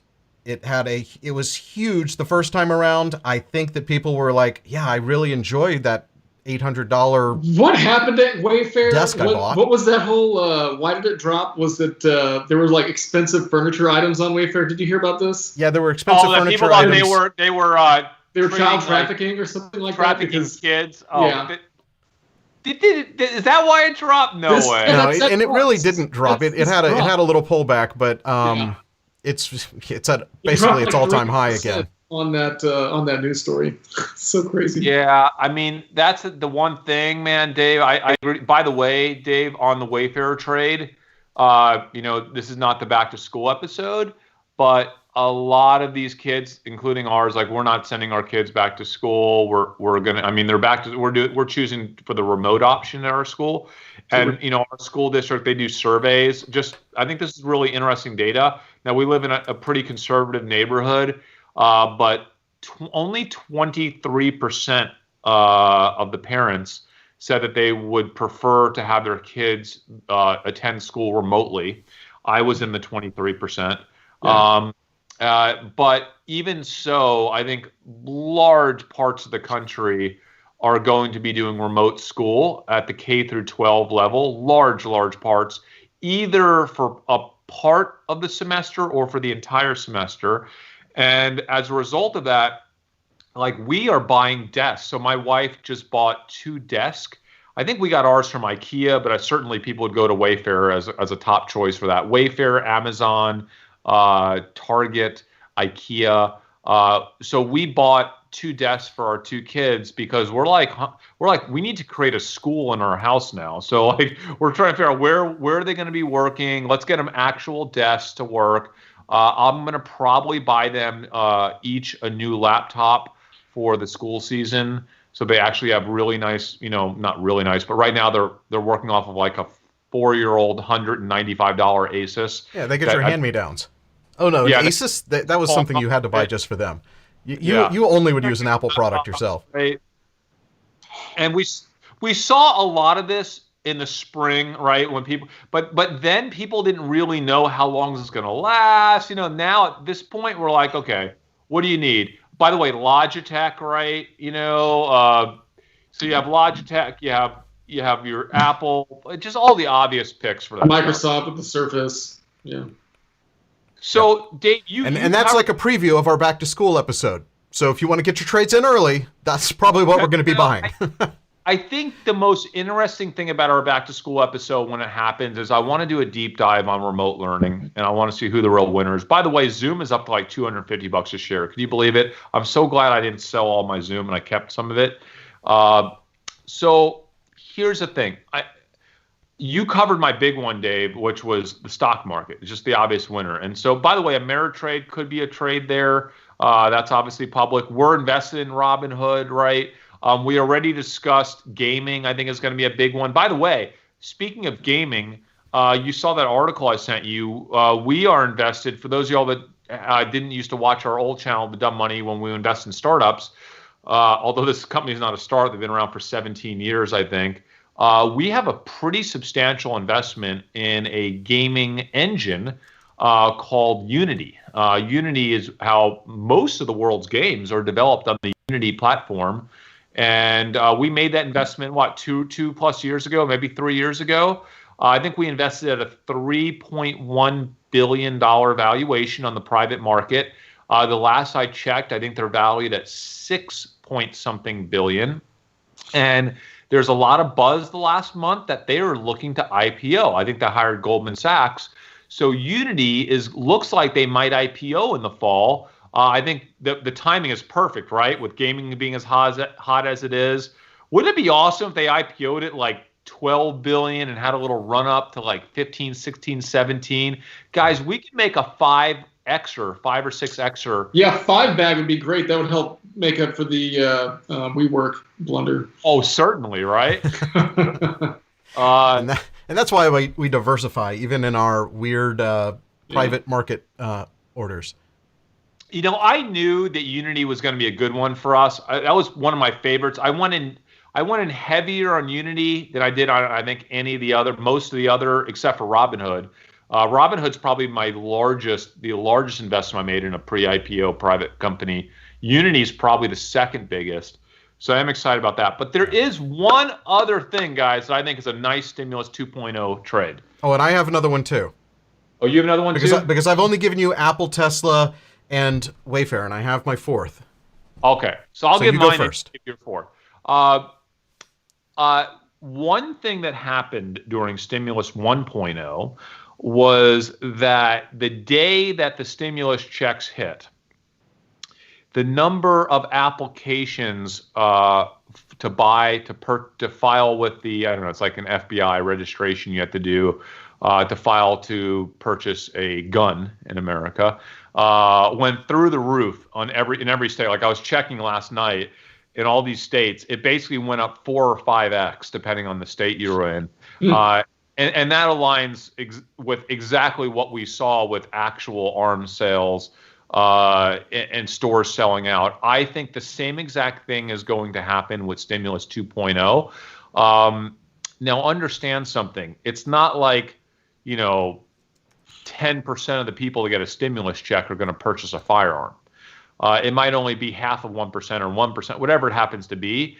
But even if you get $500 million of firearm sales, right? That or $1 billion, that's a massive amount of money in a short period of time being spent on firearm sales, and that market is already red hot. You already can barely buy one. They're selling out. Smith & Wesson and Ruger are two of the publicly traded companies in that space.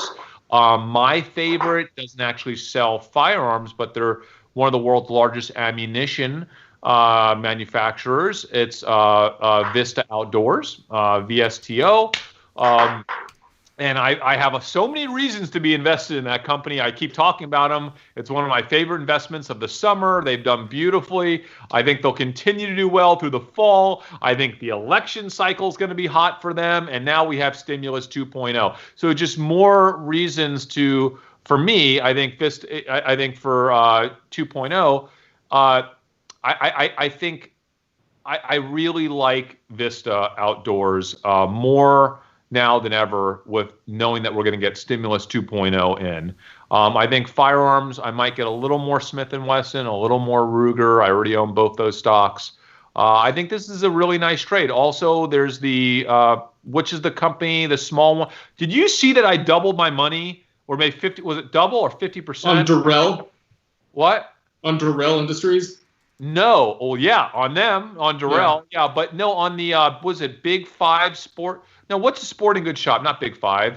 Is it Big Five the one that does all the firearms still? It's which one is that? Something warehouse, right? Yeah. Sportman warehouse.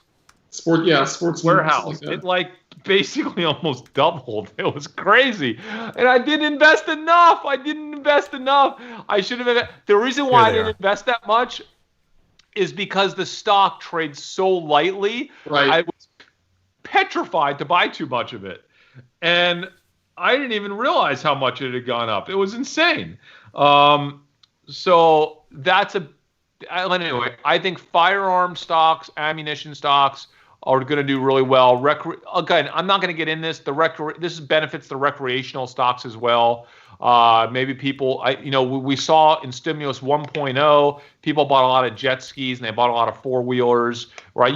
We did multiple episodes on this, guys, the great outdoors. We also did, what do we call it? Recreational motorsports, right? Is that what we call that episode? I think it will benefit all of those stocks. But you know who else I think it will benefit? This is one I almost forgot to talk about. It's yet another big, big, big positive for my favorite, pretty much my number one stock in the world, Peloton, right? Peloton. I mean, what better to do with a couple $1,000 in your pocket, cash money, going into the fall when you know you're going to be stuck at your house, going into the rainy, cold season of the year, then get your Peloton order in if you haven't already, right? I mean, is this not the greatest thing? Could this just add to the perfect Peloton storm right now? It's the greatest thing in the world for Peloton. Yeah, the only thing that could hurt them is not being able to deliver enough, right? Well, but all this does, Jordan, is it fuels my thesis that I had back in March, which was Peloton will sell everything they can manufacture and deliver from now, which was March of 2020, to the end of the year. And I'm just looking for any area where I might be wrong about that. And this Stimulus 2.0, if I was only 99.9% positive that was going to happen, now I'm a clean 100% positive that they're going to sell everything they can manufacture to the end of the year, because those stimulus checks, I bet the week the stimulus checks come in, I bet we see the wait times on Peloton pop up another 2 to 3 weeks, right? Don't you think that's going to happen that week? Yeah, well, we definitely want to keep a close eye on that. We should probably get our baseline now to see how many weeks out they are and see what happens the week after. I checked this week, Dave. The range is all over the place, and it's harder to check because you have to actually start your order process to see. But according to people I'm reading on in Twitter, it's ranging anywhere from 4 to 12 weeks. It's like a huge range depending on where you are in the country. By the way, I know we're getting excited about a lot of trades in this episode. I just want to remind everyone that we are not financial advisors, because we don't understand or know your tolerance for risk. We don't know anything about you. This is about us. It's about what we're doing with our risk tolerance. We want to help you think strategically, help you scenario model, help you understand our methodology of social arbitrage trading, and hopefully have some fun and some entertainment along the way. But please don't mimic our trades. That's not what this is about. And please don't take what we do as something that you should do. Do your own homework, your own research. If you need to, speak to someone, financial advisor of your own. But just don't pay too much in fees for that conversation. Yeah. We are very anti-fee when it comes to investing advice. Yeah. By the way, Danny has an interesting comment. Chris is more bullish on Peloton than Jordan, yet Jordan owns a Peloton and Chris doesn't, and probably never will. Yeah, I'm more of a purist cyclist, so I think it's fine. I don't really get all the rage. I think it's cool, but I know that there is. I mean, I'm still bullish. I own Peloton stock. The interesting thing about the three of us, and we talk about this all the time, and I'm glad that we understand this about ourselves. We're not representative. Like Dave is not a representative person. Dave is ready to man Mars tomorrow, right? And have flying cars. And he's going to be Can't wait for the flying cars. Right. I've been waiting for that since middle school. Yeah. I mean, the way Dave's mind works is not normal. Jordan certainly is far from normal. He's like a purebred cyclist. He's an engineer. No engineer mind, no architect mind is normal. So I don't listen to anything that Jordan says when it comes to relating to normal people, because Jordan's not normal. And right? And you know that I'm not normal. We can say the same about you for sure. Right? And so it's not about us. It's not about what we think, what we do, what we like. It's about understanding what other people are doing, right? And that's why we call it social arb. We spend a tremendous amount of time observing life, observing what other people are saying. Our last company, Ticker Tags, was all about tabulating the frequency of mentions of words amongst everybody in the world, right? Not us. And if more people were talking about a certain subject matter, that was basically a flag that we should look into that subject matter, that maybe interest levels are ticking up, or maybe consumer behavior was changing, or culture was shifting.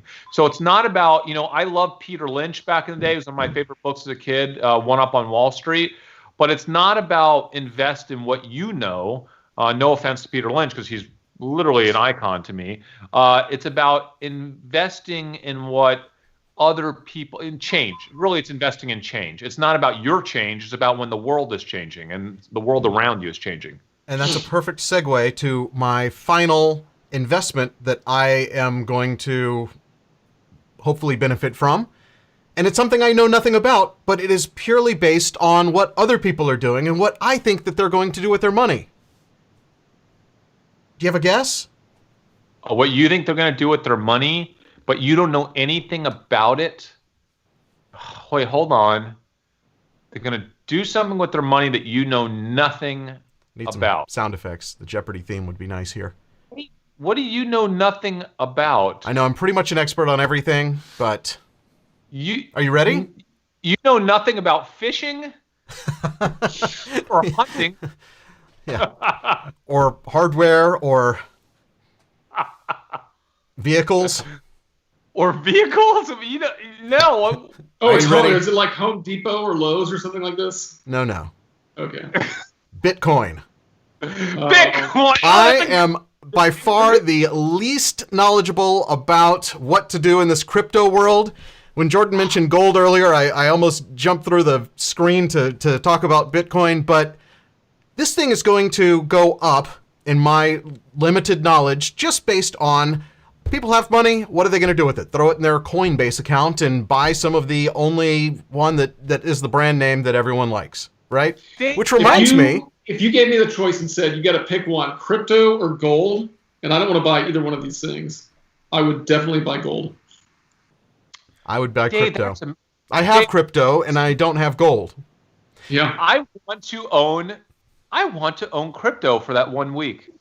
That's it. Doesn't that make sense? Like, people have money.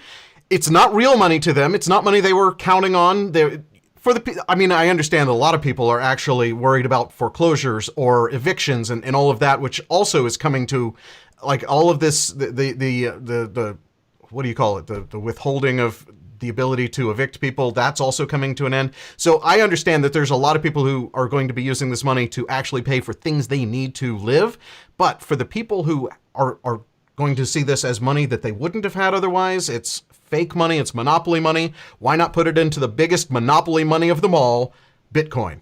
Which reminds me, we have something called Dumb Money Crypto Talks that I know nothing about, but we're going to show up and ask some questions of people who do know what they're talking about. dumbmoney.tv/crypto talks. You can RSVP for that event. Thank you, Leon, for putting that together and putting our name on it. I totally want to buy crypto for that now. And I'm sorry, I'm going to sell it right after this event because it's just not. I don't have the comfort level. And maybe I will after our crypto day. Though. Maybe you still have to get like some weird wallet from some random company. I can't do that. Depends on what you're buying. Coinbase has a lot of them now. And you're probably in Bitcoin only. Exploded back when we were buying the crypto a few years ago. Like I had all these wallets and stuff. Yeah. It was just insane. But here's the thing, Dave, isn't there a way for us to buy crypto now just in our regular accounts and with equity accounts? Robinhood. You can buy it in your Robinhood account. Oh, you can. Because you need to be a hoodie, Chris. You get your Robinhood account going. No. I mean, isn't there an equity isn't there an ETF now? Oh, I think there might be an ETF. We'll have to ask that question and how it's tracked and what they're doing. We will find out from Leon. Oh my God, if I have to wire money back into my Coinbase account for this, that's going to be a nightmare. Oh, I need to use. I was. You know how I like to show my. I don't care. I'll show my stuff on the screen. But now I have to figure out how to get my two-step authentication with Coinbase. Leon basically has personally consulted with me and told me that I need to get out of everything except for Ethereum and Bitcoin, and he told me what split I needed to do, and I did that. So I was going to check because I never look at my crypto at all. But I think it's going to go up. I might do a crypto trade and a gold trade on this, and I'm just like, I'll do a well-diversified stimulus 2.0. I feel like coming out of today's episode, I have all the knowledge I need to do a well-diversified stimulus 2.0 trade that will encompass crypto and gold and Tesla and gun stocks, and maybe even a little Albertsons for Jordan, although he probably won't even invest in his own pick, right? And now I forget what was my original pick? You had Activision. Activision, right? And gaming stock. So like I feel like there's a nice little stimulus 2.0 bucket here that I will put together for myself to invest in. Why is it so hard to get into my own account? I now need to authorize a device. This is why I got out of crypto. I can authorize it on my phone. They got to make it easier. See if that goes through. Careful, Dave. People are going to look at the way your fingers are moving, and they're going to figure out what code. Now, I want to talk about another future episode that I want to do. I have so many future episodes, but there's one I spent some time researching, and I certainly don't have a super strong opinion on this yet. But I want to do an episode about essentially commercial office REITs. All right. So I want to do an episode on whether or not what we think is going to happen over the next couple of years in office, basically, Yeah, we talked about that a little bit over the weekend, and I think that's going to be a really good episode. We'll talk about office. We'll talk about, I saw Simon Properties people talking about in the chat, both retail and commercial office space. Yeah, I did do a relatively small short position. It was like $500,000 short position on Boston Properties that I put in. I think it was like late Friday. I don't have a lot of conviction on that trade, and there is such a strong argument to be short that trade, and there's a pretty good argument that's almost as strong that says you should be long that trade. And I can't quite figure it out for myself. So I want to do some more work on my own. I want both you guys to spend some time doing work on just the office space. How is it going to change in 2021 and beyond? Is it going to have a lasting impact on that industry, or is it going to bounce back? Because if you could figure out the answer to that question, you could make a lot of money on one side of that trade or the other, but it's not an easy trade, okay? It's really not an easy trade to make. And I think it would make for just an awesome episode for us to have that debate. And I also want to get the opinions of a lot of our community, because, a lot of the research I did was just people giving input and sharing intelligence about what was happening at their company, whether it was a big company or a small company, what's being planned right now. Because if we could get enough intelligence about what's being planned right now, you'll have a pretty good idea how this is going to shake out in 12 to 18 months. So this is one of those episodes where I really want to have a lot of interactivity with the community, because there's a big trade to be made. And I don't have absolute confidence in what it is yet, but I want to get there, because I think we can leverage social intelligence to arb that trade. But there's a lot of work to be done to get that, to make that happen. No, absolutely. I'm looking forward to your research and telling me what to do. No. You got to come to that with some good info. No, absolutely. So, man, I'll say this. I'm excited. If you guys don't know that are watching Dumb Money, we're doing some really interesting things towards the end of this year. I am, at least. I don't know that Jordan and Dave are, but I think they're thinking about maybe doing something similar. And that's, we have a lot of stocks that have gone up a lot. We also have a lot of startup companies that have appreciated significantly. And I think that there's a reasonable chance that going into this election cycle, the Democrats might be successful. They could potentially even sweep and take the Senate, which would be unprecedented. And that would, but we're going to have so many episodes on this between now and the election, by the way. But part of what we're doing personally is I'm thinking about starting, or I am starting a charitable foundation, a private foundation. I'm moving a lot of my big win stocks and big win companies into that foundation. It will be a foundation with millions of dollars in it. And I have this goal of growing it to like $1 billion foundation one day. But the first step is to grow it to 100 million. And to get there, we have a lot of work to do.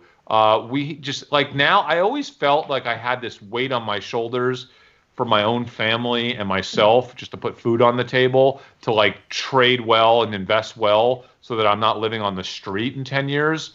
And I'm finally think I'm over that hump, right? Like, it took a lot. Like, when is enough to be over that hump?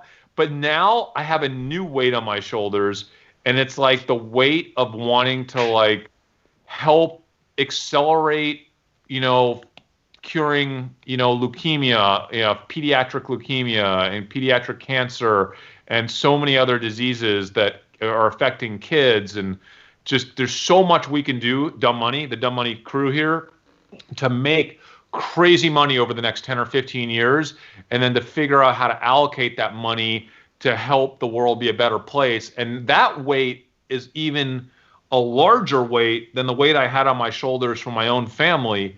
So we got a lot of work to do. And now that I'm back from vacation, I am ready to do the work. I'm ready to do the research. If you haven't subscribed to Dumb Money, trust me, you want to subscribe, because we're going to be working our butts off the next year, figuring out how to generate outsized returns on our portfolio like we have been doing for the past 14, 15 years.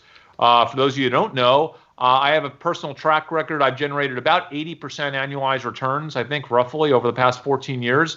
And I intend to continue to do outsized returns. Now it's not for me personally, it's for others.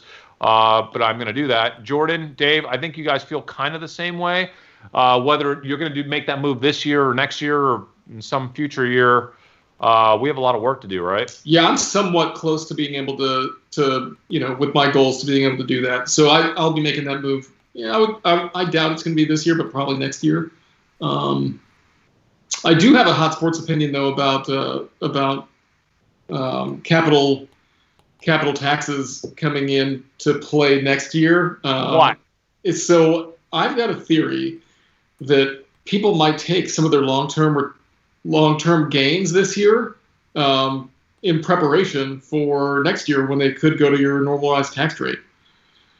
So like December so you just go and sell-off? cycle your gains. So you cycle your, so like you get close to the election, you see, hey, it's going to be Biden. You're like, you know what we're going to do? We're going to, anything that's a long-term gain, we're just going to go ahead and grab it so we can lock in that lower tax rate. And then, Jordan, because they know if they're going to sell it next year, they got to pay their full, their full tax rate on it. No, Jordan. So here's the thing. I thought about that. If the administration, whatever the new administration is, decides to raise taxes next year, it's legally possible, but I think unprecedented that they would retroactively do that for the current year. It would always start. I think it would be the following year. Yeah, it would start in the following year. So I know what you're saying. I think what you're saying would happen next year, not this year. Okay, so believe me, I have run these scenarios through my head because I'm thinking the same thing, and I don't think that's a concern this year. Maybe next year, but yeah, it's something that could definitely happen next year for sure. Yeah, and that's why I'm wanting to get started as soon as possible with doing some charitable giving, and trying to allocate some of these gains so that we can give this money without paying taxes first.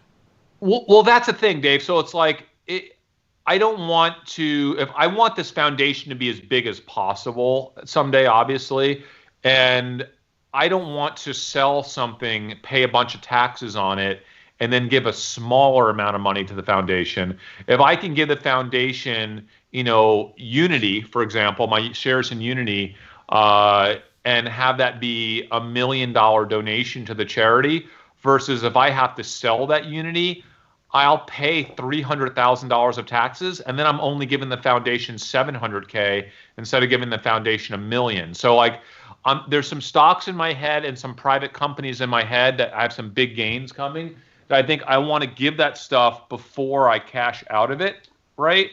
So that the foundation won't have to pay taxes on it, and then the foundation's starting with a bigger base. Mm-hmm. So that's kind of the goal there. Start sooner than later and build that foundation up to the $100 million that is your lifetime goal. Yeah, and by the way, I want this to be a family thing for the Dumb Money community. So part of what I will be doing, I think Dave and Jordan as well, and we'll all be making our own decisions. Part of having a charitable foundation is legally, not that you would have to wait legally because you'd want to do this, but legally you have to disperse 5% of the value of the foundation every year to charitable causes. So while 95% of our time will be spent on making money for the foundation, we're going to be spending a little bit of time trying to figure out how to allocate the foundation's money in a way, and how cheap we are, right? How frugal we are. When I give money to charity, I want to make sure that it is done in the most cost-efficient way. I want to get my biggest bang for buck. If I'm going to give my money to a charity, I really want to find one that's doing great work, really cost efficiently. So when we start this next year, we want to lean on you guys. If you have, charities that you know of, for me, it's all about pediatric charities that are doing amazing things. Help surface them for us. Like, help us figure out what's the best way for Dumb Money to be giving this money out, because we'll be giving out 6 figures annually at Dumb Money to these charities. So, hopefully you guys can get involved in that process. And this whole channel that we have here can be about more than us all just making money, right? It's about us making money and then you helping us figure out how to disperse that money for the greater cause. That's it. Well, before you go, though, you have to hit the like button. You have to subscribe, hit the bell so that you're notified when we're on. You have to subscribe to my other channel. Hey there, Dave here. I did a video last week. I did a video, I think, the week before. I'm getting back into making videos again. I might try to do a daily video just as this stimulus thing is happening. I've been toying around with the idea of that. I don't know if I can do the production. It just kind of blows my mind. But we have this channel on podcast. It's on Spotify. It's on Apple. It's on Google. It's on all of them. You can follow us on Twitter. Here is where you can find us on Twitter. Shout out to my new favorite Twitter account. I got to give a shout out. Yeah. At Jordan McLean. Jordan has been on fire on Twitter. I don't know what's happened. What are you doing? Dude, Jordan, you never tweeted. I barely tweet. But out of nowhere, I'm like, Jordan's popping up on my Twitter feed like lightning tweets all day, all night about all subject matter. Like he's a comedian. And like, what is happening right now, Jordan? What is this? I love it. I love it. It's called I have an IPA and I open Twitter, and it's my favorite time. My favorite. Instead of getting an alert from Twitter, I get a text from Jordan saying, "I'm drunk tweeting again. Somebody stop me." I love it. So if you want to get in on the drunk tweets, you got to follow at Jordan McLean. You don't want to miss it, guys. You don't want to miss it. I promise. Absolutely need to follow him. We also have our Discord server, and you can get invited to that by going to dumbmoney.tv/Discord. We also have merch, dumbmoney.tv/merch. I feel like I have a title for some of these things. Anyway, we have comments on this video. If you've made it to the very end, if you're one of the 520 people that stuck with us to the very end, we appreciate it. Oh, we never talked about the damn subject. Oh, the thing we teased at the beginning and then forgot to talk about it. Oh my God! We can talk about it real quick, or we could save it for later. I do have the text that you sent me. Getting late. I feel How long like have we been on? What time is it? 12:40. Long time. 12:45? An hour 45. It's a long time. let's do a little dance. Let's do it. Let's do it. This is our. We said we were going to do it. We can't not do it. This is our one more thing, right? Well, we'll make it brief, but it's One more really, thing that we almost forgot. Major flooding in China right now. So that's kind of what that's the issue. And so, if you don't know about the Three Gorges Dam, it's like the largest dam in the world. Engineering marvel.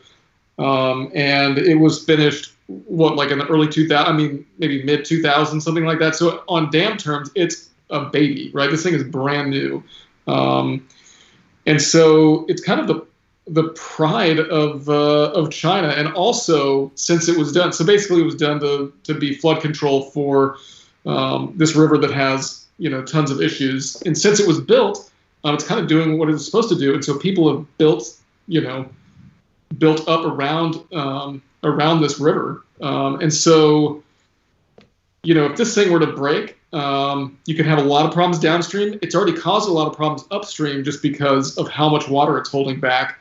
And so, the thing is, we don't really know what's going to happen. Right now it's holding.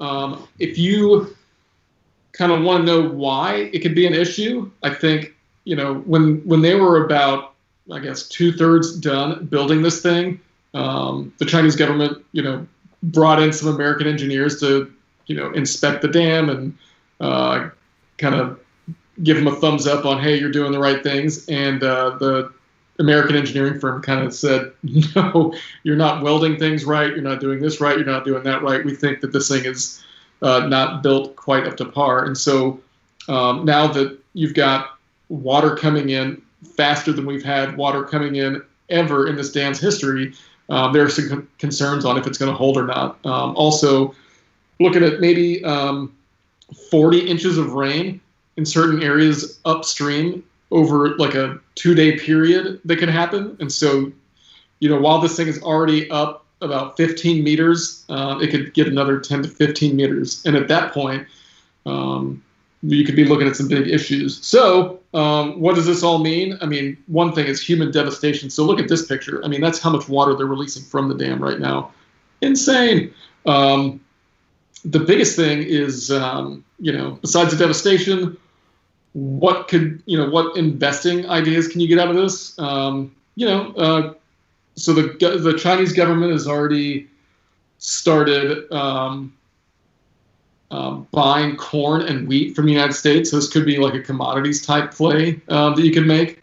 I haven't really thought about any equity issues, but this could have a huge effect on China's economy.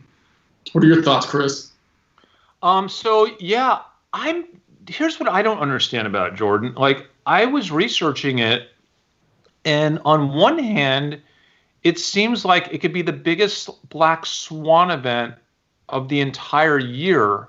And including all this stuff that we're going through right now for everybody, not just China, because if this dam breaks, it will literally cripple China in a way that's maybe 30 or 40 times worse than this virus.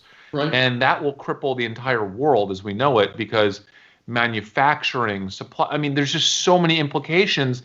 I never knew how instrumental this one dam was for the entire continent of China. It's mind-blowing to me how big of a deal this potentially is. We're talking about not millions of people. We're talking about hundreds of millions of people impacted. It's insane. Look, so think about this. There's already estimates that there's 40 million people impacted, and that's just from the upstream, from the dam issue with all the flooding, right? But Jordan, and so this thing bursts, and Wuhan is downstream from this thing. But Jordan, Shanghai here's is what I downstream don't. from this thing. Here's what doesn't make sense to me. I understand that, and I see it, and I see the rain that's potentially coming this week, and it seems like it's a realistic threat. Let's say 20%, even 25%. It seems from what I'm reading that's realistically a 20, 25, 30%. That kind of seems realistic that this dam could blow. And if the dam blows, it's over. Like, this is catastrophic. I was thinking last night when I was reading this, oh man, wow, this is the market's going to get destroyed at least China market is going to get destroyed. China was up overnight. Like, where is the disconnect here? How could this be this real and yet have the Chinese market be up overnight? It doesn't make any sense.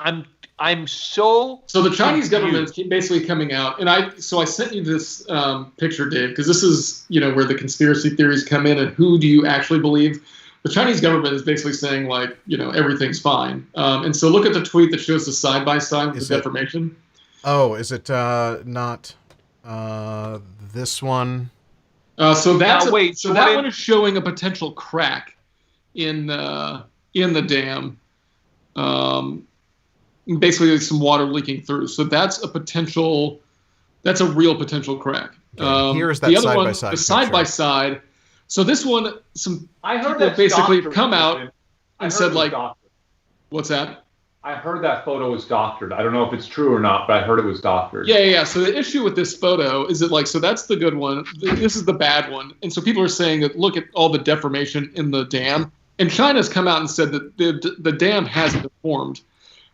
But that's ridiculous. Like concrete doesn't bend like that. I think the deformation in the actual dam is on the, centimeter scale, not on the meter scale. I mean, look, this is obviously just it's either doctored or it's just an effect of photos from satellites or something like that. So people are trying to make a big deal out of this photo. I wouldn't even consider this a part of the issue at all. I think this is a red herring. But there is deformation in the dam, and the biggest issue is that there's a lot more water coming this week potentially, and so that's what people need to keep their eyes on, right? And so, I think the government has basically said the dam's good for another 15 meters of water, which, that's a lot. It's a lot of water. So, but do we think it's going to get 15 meters of water? Like, what are the chances of it being more than 15 meters this week? I mean, it's huge rainstorms. I'm not a hydrological engineer, but the people that are hydrological engineers in China are like kind of raising a red flag right now and saying that they're nervous about it. Because the science isn't exact, right? There's no way, because it's not, it can't be that exact on a dam. Everything's just, so like right now you've got rainfall estimates, and some of the rainfall estimates are pretty severe. But as you know, there was rain predicted here today, and I haven't seen a drop yet. So, what's predicted versus what actually happens. And also, we really don't know how this dam is going to react if it does get that much water, right? We've got the government saying that it's good to a certain, level. And then we've got American engineers that have studied this dam that say that it's not built up to a high enough standard. And so I think I don't think there's any way for us to really know what's going to happen. So, so here's another issue too, is that it's not just this dam, right? And so we've already got major issues going on in China. We've got lots of dam failure. We've got a lot of aging dams, and this water's not stopping. So even if it doesn't bust down this dam, it's busting down other dams and causing havoc just around the country in general. Do we know historically what have weather related, what has happened in the China markets for other, is there even anything we can compare it to that might be similar? Yeah, I don't know. I think this is an outlier as far as rain is concerned. This one's pretty big. By the way, speaking of rain and weather, it's really odd, guys. I also want to do, how I love my hurricane trades, right? I love them so much. I've been doing this forever. Guys, if we get a hurricane situation in the Atlantic or the Caribbean, the Gulf, dumb money is on top of it. We have insurance trades we've done for years. I think we really have this trade down. Do you know how excited you're going to be if there is some weather-related event that we get to do a live? You've wanted to be a hurricane chaser for as long as I've known you, for like 20 years. This will be our first time to actually be live on YouTube during a weather event, and I'll get my green screen out and I'll be pointing at things. It'll be awesome. If there's a major hurricane, okay, let me just say this. If there's a major hurricane threatening the coast come this hurricane season, and I think there might be because we're 1 degree. I'm already working, guys, on this. Yeah, we're and Beacon Roofing, I saw, they know your trades already. No, I mean there's an area of the Atlantic that you kind of measure the water temperature in that zone, and it's over 1 degree higher in that zone right now, which is a huge amount higher than it should be from average. So the setting is there for a really nasty hurricane season. No, we have insurance companies that we track and that are publicly traded, and we do this every hurricane season, that in the event of a direct Cat 4, Cat 5, strong Cat 4, Cat 5, direct hit on Miami, Fort Lauderdale, these companies are bankrupt. It's a tradable lifetime, quite honestly. If it ever happens, it is a tradable lifetime. We're talking 50x returns, all right, if we nail this trade, if it happens. Of course, if that ever happens, we're talking about such mass devastation on humanity and animal life that it would be absolutely horrific. So it makes for a really tough ethical trade, because like you don't want to get to a point where you're hoping that happens, because it's horrific. But you can't control if it's going to happen or not. So if it's going to happen, at least make a ton of money off it that you can then donate to people in that area to help them out, to help out the animals, to help out the people. But we have so many hurricane trades. We've done this every year for 10, 15 years in a row. We will be running live specials on the hurricane, unlike you've ever seen before. You're right, Dave. We want to have a channel that did nothing but track hurricanes, and we'd be down there at the beach. We had a business idea once where we were going to basically get a satellite truck and do live. We were going to do like hurricane chasing before the Weather Channel was even doing it. We were going to have be on the scene with all kinds of programming content from the middle of the storm. Dude, we could use a couple of the Broncos that Ford stock is buying me, and we could set them up as hurricane vehicles for next year. But what was fascinating is in Florida, it was the weirdest thing, guys. We would have 2 to 3 storms a day roll through, all right, in the Panhandle. It was very abnormal for that time of year to have that many storms rolling through. The surf was so rough at the Destin area, Rosemary Beach, Seaside, that the last 3 days we were there, they actually closed down. She's in that room, dude. They closed down the beach, okay, because there was a drowning that happened this last Wednesday. In fact, the drowning, it was really sad. It was a dad was saving his 10-year-old, and the dad was actually a search and rescue guy who did search and rescue on the Mississippi River for 15 years. So he's 33 years old, strong swimmer. He got caught up in a riptide in a beach that was just miles away from the beach I was swimming at with my 10-year-old son at the same exact time that this happened. And he saved his 10-year-old son, but then he got pulled back out and he died. The riptides were crazy strong. Lynn is out on his yacht, as we know, in the Bahamas. Hello, Lynn, if you're watching. I think he probably is today. And he decided to come home from the Bahamas because he's gotten caught up in multiple storms, 40-mile-per-hour winds, 4 to 8 foot seas at times. I mean, yeah, that video that he sent at 5 a.m. being woken up by the storm that was just blowing sideways. I'm going to see if I can find it real quick.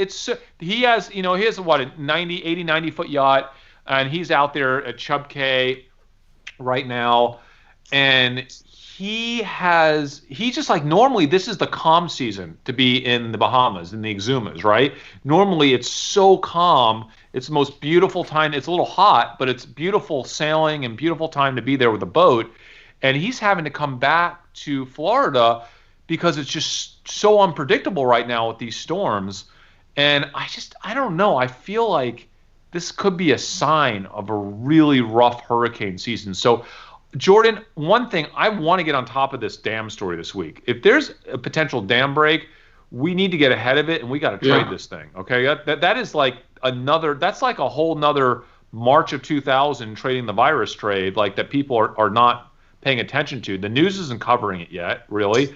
I don't think Wall Street's paying attention. This is a huge deal. It is, because you know why, Jordan? Because there's so much noise. And whenever you have this much noise out there related to, the virus or anything else, we don't pay as much attention to other things that we normally would.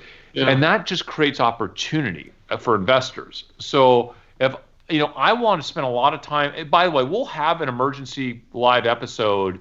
If we find some stuff, if we think the dam story is potentially getting real, really real, we'll cut in with a live episode. So make sure when you subscribe to Dumb Money that you hit the little bell so that you get alerted if we happen to do, a spur of the moment episode, because if we do that, and on your mobile it's because device, allow those notifications from YouTube to come through and set that bell to all for our channel. That way, that gives you the best chance of knowing that we're actually on. It's hard to predict, but hopefully that would be the way to do it. We'll also, when I remember, and I forgot to do it this time, but if I push this button, it sends an alert out to our Twitter feed, our Instagram feed, our Discord channel. So all at once, everyone knows that we're on. So I just did that. Sorry, it's the end of the show. But if you're joining us now, Jordan, I did find that video, by the way. Yeah, stay on top of that. I'll be looking out for your tweets and your text. If you see something really happening, text me right away because I want to get on it. Oh, for sure. Yeah. It's a huge opportunity. Are you still looking for the video? No, here now is the video that Lynn sent us just the other day. This is at 5 a.m. Imagine waking up to this. Yeah, it's amazing. You guys won't be able to hear the sound, but they will on YouTube.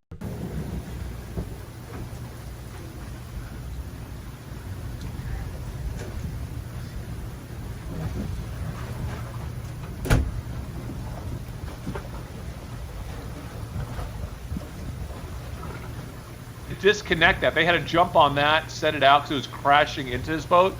Not a fun way to wake up at 4 or 5 in the morning. By the way, you got to say, everyone's probably saying rich people problems, but